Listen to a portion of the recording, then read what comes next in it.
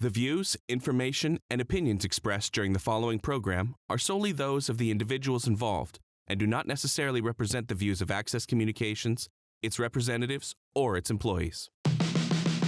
Welcome to Planting Seeds, Philanthropy in Saskatchewan, a show where we connect you to the donors and charities making an impact across the prairies. I'm your host, Victor Roman Morrow, with the South Sask Community Foundation. I hope you enjoy the show.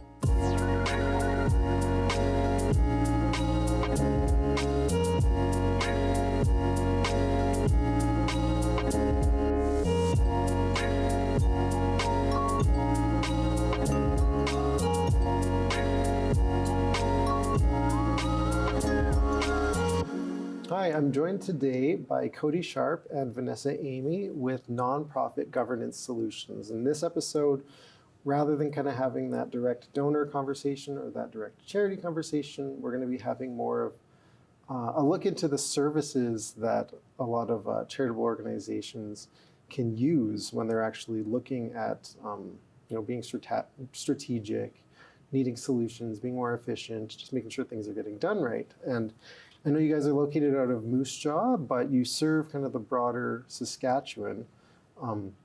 So with that, maybe rather than me tell the story, I'll let you guys tell it. So if you want to maybe introduce yourselves and then tell us a bit about what is your organization and what do you do. So I'll start with you, Cody. I'm Dr. Cody Sharpe, and we've been doing this for, quite a number of years now. 7 years. 7 years, yeah. The plan had not been to do this full-time, make this a career. We had actually created the business when we were still working. Vanessa was in the public sector and I was working for a nonprofit. Mm-hmm. And I just wanted to take more advantage of the education that I was getting. So we started this business to work with not-for-profits on the really kind of resource-intensive activities that they need to engage in once every couple of years, like strategic planning and program evaluation. Mm-hmm. And we just found over the years that we were finding a lot more work and with a lot less effort than we were expecting to have to put into finding the work. Yeah. And, we were both getting older and looking for a career change anyhow, and it just made sense. So over the pandemic, we decided to pull the trigger and get into this full time, and it's been going pretty well. Oh, that's great. So I guess without naming your clients, because I'm sure there's probably some confidentiality there, but kind of what are some of the communities that you are serving? Like where are people coming from or are you reaching out to work with? We very much serve the entire province. About 40% of our client base is First Nations and Métis organizations. Mm-hmm. So that might be governments like bands, or it might be the not-for-profits that Indigenous governments create. Mm-hmm. So there's a lot of action in Indigenous file all across Saskatchewan. So that's a big part of our client base. And the other 60% is the nonprofit sector generally throughout the province. Oh, that's great. And so I guess what do your services look like? Like let's run through, what do you provide?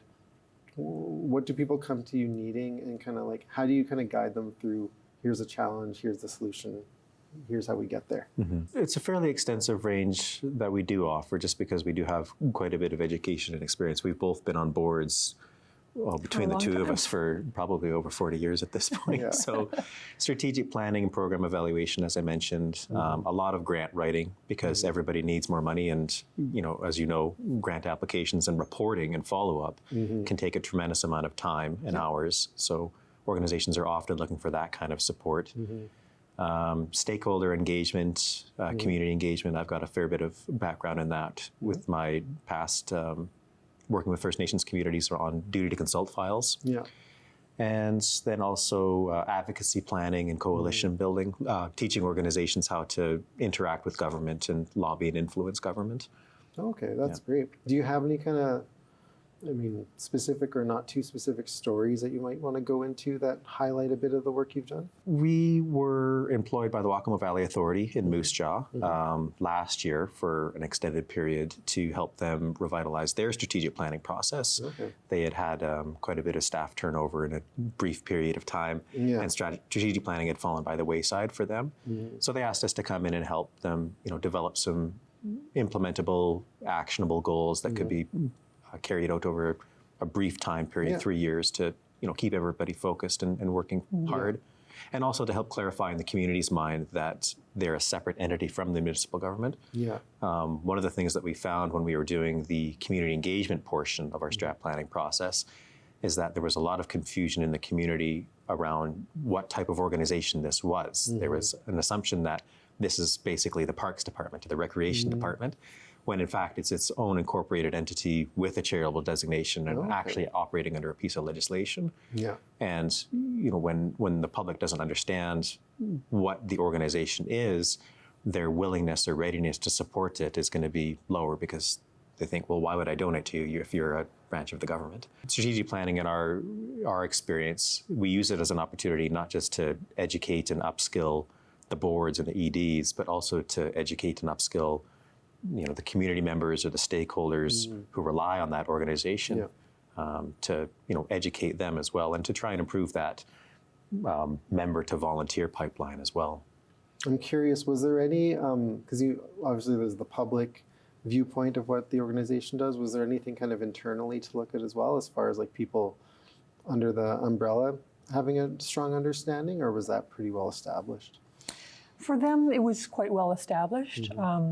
But every organization has areas for improvement, usually around communication. So just rather than using ad hoc processes, having more formalized processes for seeking feedback, say from your staff, from your membership, from your users, and having that inform board activities on an ongoing basis rather than just waiting and people come to complain to us and then we are responsive to us. But actively seeking that out and asking people, what would you like to see from this organization? What would you like to see us do going forward into the future? What are some things that are priorities for you as a user that we should be building towards? And that's really changes the relationship between say a board, an executive director and staff, and the people that you're serving. For a lot of charitable organizations with limited funding and limited resources, strategic planning and strategic direction become really tough to prioritize. But what would be kind of your pitch of like, why is it important to prioritize it and what difference can it make for an organization? I'd say that a lot of the other goals that you've got around improving service delivery and diversifying revenue streams and being more successful in grant applications and foundation applications and capital campaigns, things like that, they really hinge on the quality of the prep work that you've done ahead of time. And strategic planning is a massive part of that. Oftentimes when groups approach us for the first time asking about our grant writing services, one of the first questions we ask is, do you have a strategic plan for us to be operating off of when trying to find you money? And if the answer is no, then it becomes a heck of a lot more difficult to find them funders that are a good match for whatever their objectives or goals or whatever services it is that they provide, because they haven't gone through that hard work of clarifying for themselves, okay, what do we actually do? What change are we attempting to create in the world? Because if you're going through the stress of building a non-for-profit and operating a not-for-profit, it's because you've got some fairly ambitious goal that you're chasing in terms of a change that you want to see in the world. And going through a protracted strategic planning process, yes, it's an investment in time and resources, but it helps you answer those really fundamental questions around why do you even exist as an incorporated entity, which funders are expecting you to be able to answer in a very coherent fashion. Right. And a lot of organizations come to us not only wanting support with grant, but they're looking at possibly ramping up their fundraising. They have a funding gap between their public funding, their grants, and they have to be looking to the charitable sector to fill in more of the gaps in their revenue.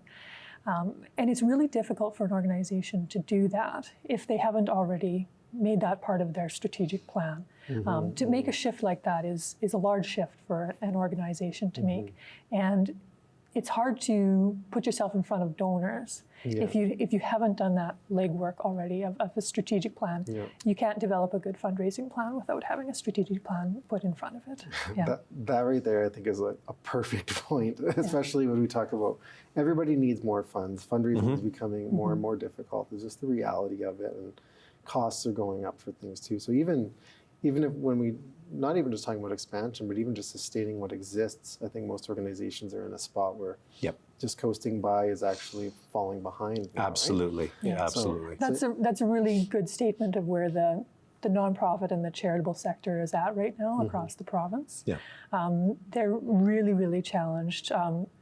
And looking, either they have to fundamentally change the board structure that they're operating at, really making significant operational challenges, either to meet a growing need or just to survive, with the reduced revenues that they're having to face. And we can see that across the province, like a lot of nonprofits are going to be challenged. Are you even going to exist in 10 to 15 years?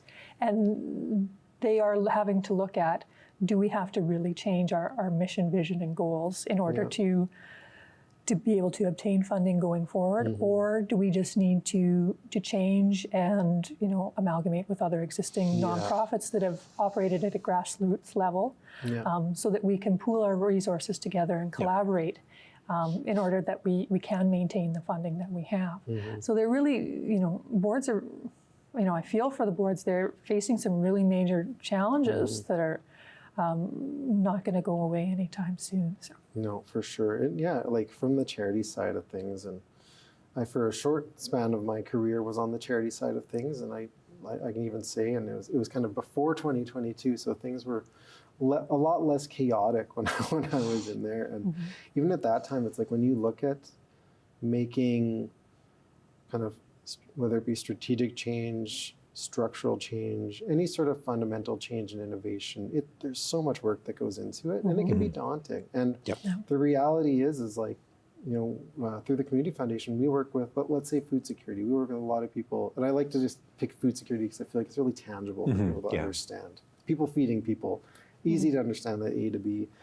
But what we find is, like, even in the efforts of, like, we want to bring people together and talk about, new innovative ways to do things, what we find, though, is for many organizations is that the workload is so high, there is no space to even stop and breathe and think about kind of those next strategic steps. But as you mentioned, if you don't find the space to stop and breathe and think, then it's actually preventing what could be more collaborative work, what could be more strategic work, what could be more effective work, more impactful work, using your dollars to kind of maximize the impact. All of those things kind of in one. So like the work that you guys do and what you try to achieve really is like key to when we talk about like addressing the funding gaps that do exist and setting not just an organization up for the future, but ensuring that an organization is setting itself up for the needs of the community today and tomorrow too.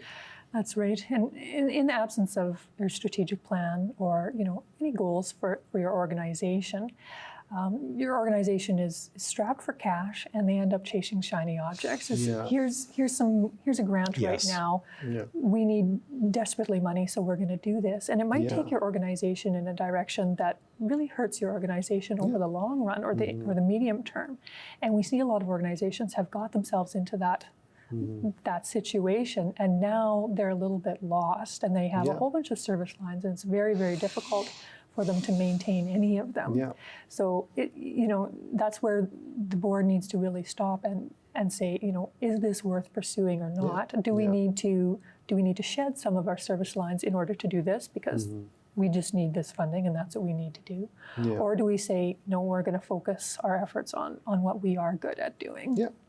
Yeah, and I'll speak a tiny bit on that too, because I know kind of the internal language for charities watching is like mission drift. Is do not commit mission drift because that means you're getting away from your purpose. But I will say that even in cases where I've seen like an organization, I'd say commit mission drift, either by accident or just like as you mentioned, like sometimes there's just that need of like, we don't have much funding and we got to do something and I don't want to lay someone off. This is a good project. The work they do is still good, but it still does come back to that question of like, could it have been done better? If it was done in the right avenue or a different avenue rather.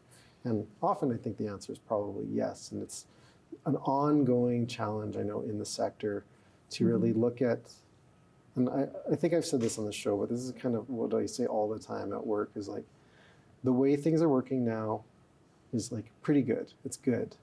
but it can always be better. Even if it's great, it can always be better. And right now we're working with systems that were created, honestly, generations ago. Yes. And they were created with good cause, and they're still working well. But the world has changed drastically.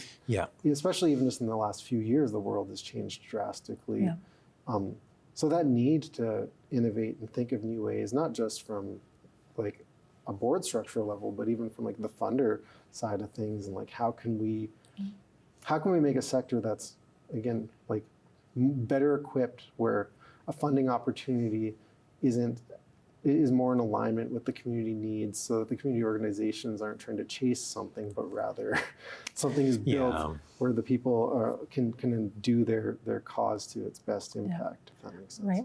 The whole nonprofit sector really has to satisfy not just their funders, but the people that they serve. And those expectations have changed dramatically over the last 10 years. So what your users, what your client service population expects from you as an organization has changed dramatically. And then on the other side, you have the change in expectations from the funders, from the granting organizations, the way your organization is being evaluated in the public eye has really changed. So. Yeah, absolutely. And I just want to kind of give a little insight. Maybe there's some stories you guys can think of from this, but even just one that I can think of, let's say from the Community Foundation side of things. This is before my time, but I've been at the Community Foundation since 2020, so about coming up on 5 years here this year. And before I joined, like the digital infrastructure to kind of house, granting, to house donor relations, things like that wasn't there. So there was like this one specific project we had that used to just be like paper laid out. It was like weeks and weeks and weeks of multiple people's work. But with the right digital infrastructure implemented and done properly, now that is like a couple clicks away. And it's more of just like making sure that like you just spend the time up front making sure that what you're about to send out is right. But like it's all automated now. It's just like you click, you just saved weeks and weeks and weeks of people's work, which means you freed up capacity to focus on what actually like you want to be doing, which in our case is, engaging with donors and connecting donors and charities in its most basic form. But again, for another organization, that means that, if you have your one staff member that was spending 8 hours a day just trying to sort out notes, like now they've got like an extra day a week to actually focus on delivering services to the person or place or thing that needs it. So can you guys think of anything kind of on your end? I'm sure this comes up a lot. So I think we encounter that quite often working with organizations as kind of like fear of change, fear of learning, fear of self-evaluation, and accidentally engaging in self-criticism. When we do bring recommendations to different organizations based off of public engagement and case studies and environmental scans of similar sorts of organizations, when we put options for change in front of them, oftentimes the pushback that we get is based on, well, what's working right now isn't broken, so why should we change? And that's, I think, a very dangerous mindset to have, because, as you just pointed out, and as I'm sure everybody who's listening here knows, the world has changed so tremendously over the last 10 years. Funder expectations, volunteer expectations, that's a really big one. We find a lot of organizations have, quite frankly, outdated expectations of what types of volunteers they're going to be able to attract and how many hours those people are going to be able to commit, and aren't willing to invest the resources in, training, upskilling, retaining and rewarding and recognizing their volunteers. And if you're unable to incorporate learning into your daily practice, whether you're an executive director or a board chair or just a director at large, I think that's probably going to be one of the biggest reasons that organizations, nonprofits and charities in the province do start to fail over the next 10 years. Are there common barriers that you would see when organizations kind of want to work with you, but they're not sure how to get started? I think the big one that we bump up against, and we've learned to ask this very directly, is the ED and the board chair on the same page regarding what it is that you're approaching us about? If an ED says we need a strat plan, we ask, great, do you have a motion from your board agreeing with that statement? We find there's oftentimes a bit of a communication gap between boards and EDs, whether it's based on fear or belief that the board isn't as committed to the mission of the organization as the ED is, or something like that. But that's a big one that we've learned to look for. What does the communication look like between the board and the ED? Is this group on the same page? And if not, are they willing to invest some time with us into coming onto the same page and building a shared consensus understanding of what the organization needs, and this is what we're going to work on over the next 3 years. I think that's a really big one. Yeah. And the other one is asking for help with grants without being prepared to apply for a grant. So they heard that there is a grant and we're interested in applying. And we say, well, do you have all of these documents ready to go? Can you share them with us? Are you comfortable like sharing them with a funder in their current state? And quite often they need some time. So usually that's a 6-month conversation from us. Like initially, this is the requirements of the grant. This is what they want to see to be successful. Do you have letters of support from your community partners that you are currently working with? Do you have joint strategic planning that you've done with key stakeholders and other organizations in your sector, because you need to be applying for a grant jointly, not as a single organization. So things like that relationship building and that prep work, that takes a lot of time. And quite often, if groups aren't in the habit of regularly applying for grants, that's not ready to go. The relationship taking a long time, I think, is really important from your end too, is knowing that it's not just a matter of like, call us up, we're going to do something really quick. It's like, if it's going to be nothing happens really quick. If it's going to be meaningful, and when you're talking about, again, like what it really is trying to seek out foundational change, like it has to take time. So, and for us, those are the most exciting organizations to work with, the ones who are willing to put the time in.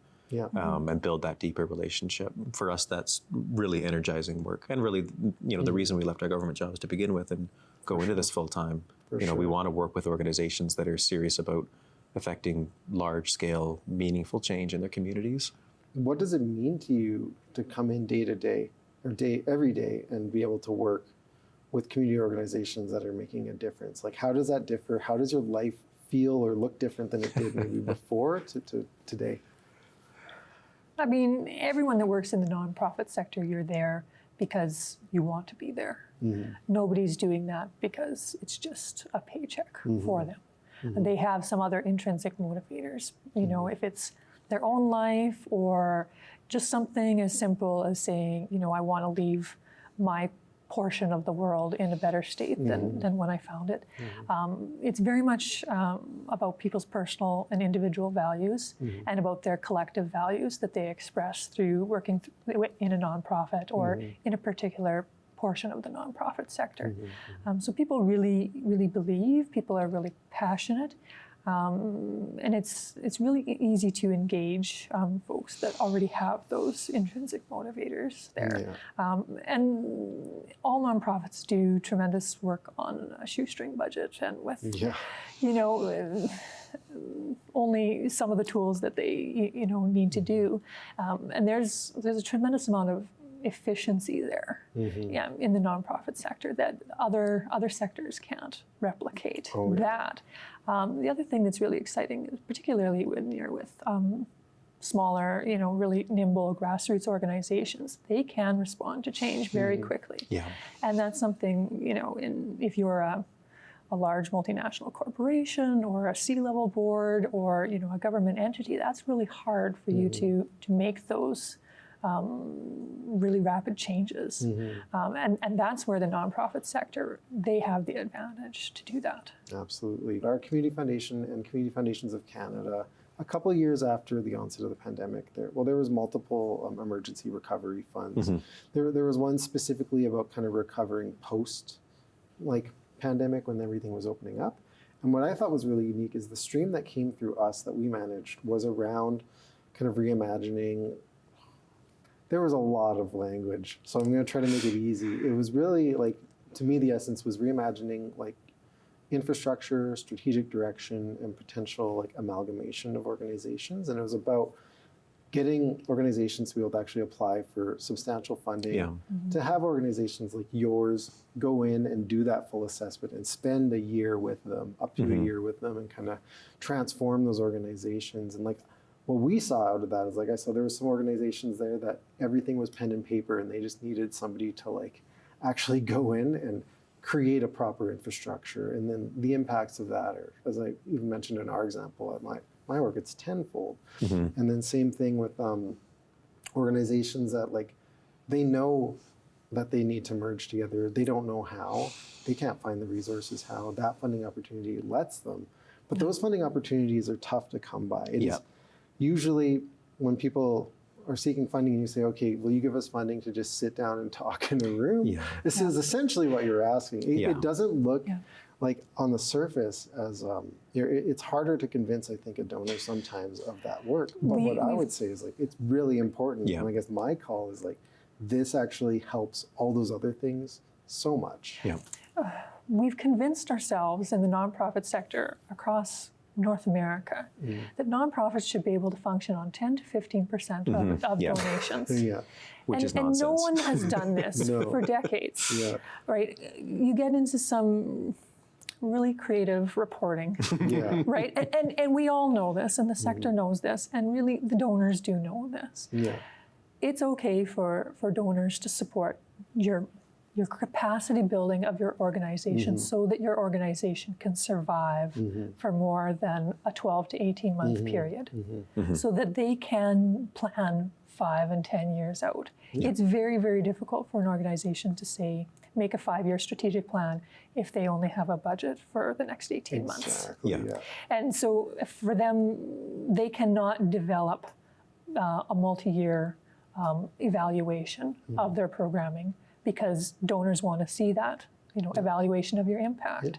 They can't develop that if they don't have some stable, secure funding. So that's where something like the foundation model, where nonprofits have their own designated fund, at say an organization like Saskatchewan Community Foundation, that they have some guaranteed revenue that's not reliant on, year-to-year donations. It's really important for them just to have that basic capacity in their organization. And another reason I think that it's so important that funds like the one that you were just describing, they come and they should stay. They come and they go right now, but they should come and they should stay. And one of the reasons that they should stay is because it's tremendously difficult for nonprofits to attract and retain qualified staff over an extended time. How many organizations do you work with where, the churn is happening, it seems like on a 6-month cycle? And you mentioned, the importance of passion in this sector. And absolutely, passion is tremendously important. If you're working in a nonprofit, it's because you're passionate about whatever large-scale societal issue it's intended to solve. But passion doesn't pay the mortgage, and if you're drawing on passionate people, you're probably drawing largely on a younger employee cohort. And we already know, it's been talked to death what the cost of living crisis is like in this country right now. We can't expect these organizations to thrive and provide the services that we depend on them for, because we do as a pillar of our country. We can't expect them to survive, thrive, and provide these services if we're expecting them to pretend to be living on 10 to 15%. Or expecting one staff member to do the job of 3 people. That's really, really common, and the burnout is tremendous. Absolutely. And people say, I love this, I don't want to leave, but for my health, I have to leave. And they don't want to. But this is what we put organizations in when we expect 10 to 15% is all that you get for administration. And we will not get out of that cycle until we change that number. With the way that we deliver strategic planning, one of the things that we insist on when an organization wants to work with us is that as we're going through this process, we want you to name at least 1, preferably 2 or 3, key stakeholders that you want involved right from the beginning. They come to the workshops, they fill out the surveys, they sit down and do interviews with us. And the reason we insist that is because throughout this process, we want to help you build closer collaborative relationships with organizations that have compatible goals as your own, so that you can start collaborating on a more sustained basis. Because if you're collaborating, it means you're developing joint program proposals, joint funding applications, and you're chasing bigger dollars. Maybe can you just plug your website? Like, where can people find you just before we log off? Yes, our website is Nonprofit Governance Solutions, so npgs.ca. Thanks for tuning in today. If you'd like to learn more about how you can make an impact in your own community, visit the South Sask Community Foundation online at yourlegacyforever.ca.